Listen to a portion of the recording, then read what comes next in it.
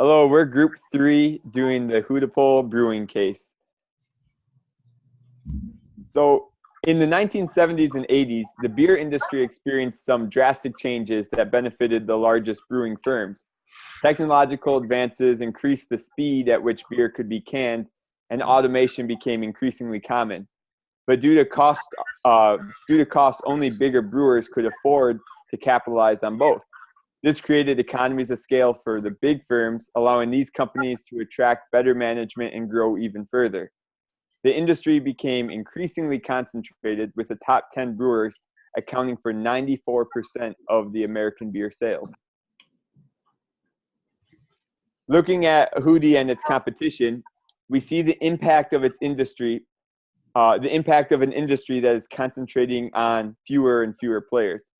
By examining the threats and challenges that Hudi faces, we see that it's operating well below capacity and that competitors are actually encroaching on its home territory.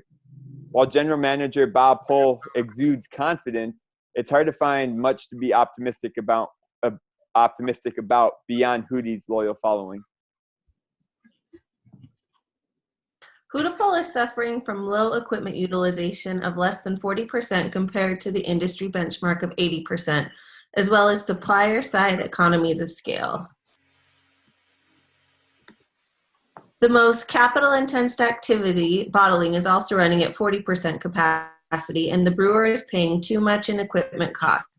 Its ingredient costs are slightly cheaper than the rest of the industry, but raw ingredient pricing is volatile and cannot be a staple competitive advantage. Hudepohl enjoys minor cost advantages with its versatile workforce and in higher amounts of draft sales, but these small gains can overcome the larger economies of scale seen at state-of-the-art producers like Anheuser-Busch.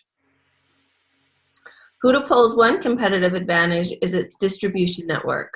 With the majority of sales in its hometown market of Cincinnati, Hudepohl controls 60% of its entire distribution, while national competitors rarely exceed 10%. This is an advantage that local breweries typically enjoy relative to national brands. However, it will fade if other suppliers can encroach. Looking at the numbers, in-house distribution contributes most towards the bottom line, generating $3.3 million annually in gross profits. At the other end of the scale, draft beer with independent distribution loses nearly $2 a barrel, amounting to a $95,000 loss annually. The picture gets less rosy after taxes.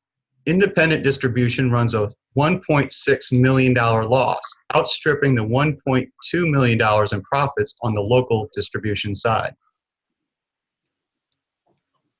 This leads to a $373,000 loss.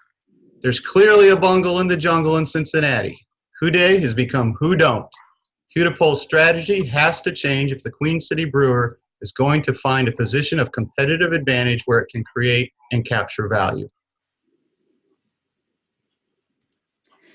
In order to create and capture this value, Hudepohl will need to set and to meet their aggressive sales goal of 10% increase in just 3 years, Hudepohl will need to leverage its strategic capabilities. Unlike national companies that create profits through flow shop production, Hudepohl will be successful by staying true to its unique strengths, being a local, family-owned brewery made in Ohio for the people of Ohio.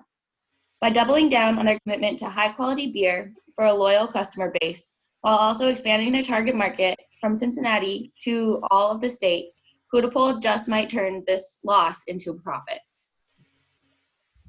In summary, Hudepohl is being squeezed out by the big names, and it doesn't use all its capacity. If it wants to survive, it needs to play its strengths and expand into its home state.